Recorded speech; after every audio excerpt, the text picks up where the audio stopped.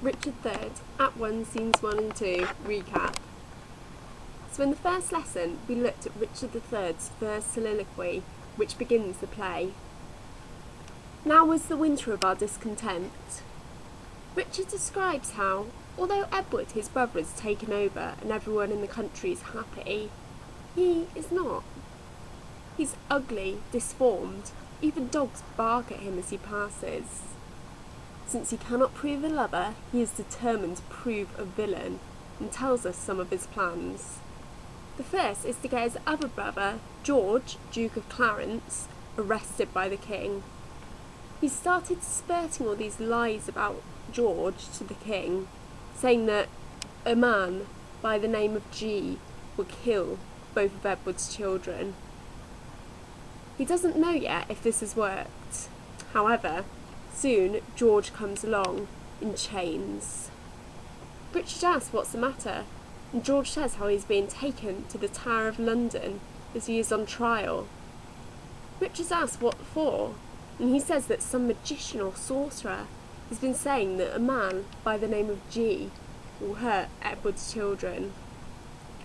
Richard is shocked by this and says it must have been the Queen who is spurting these lies. He says that he will talk to the king and try and make him understand that it cannot be George because George is a good person. George is taken to the Tower of London and Richard smiles. This has been his plan all along and it's starting to work. Now he aims to get a wife. Act 1, Scene 2, in the funeral of Henry.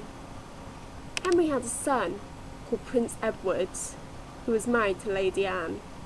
This is the funeral of Henry, so Anne's mourning for the loss of her father-in-law as well as her husband.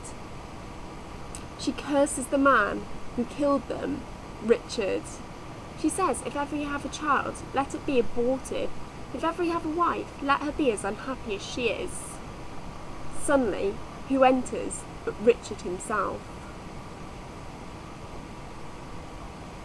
Richard attempts to woo Anne and says that if she will not take him for her husband, let her kill him. Anne says she will not kill him, so Richard asks her to take up a ring. She accepts. After Anne leaves, Richard smiles. He's got all he wanted.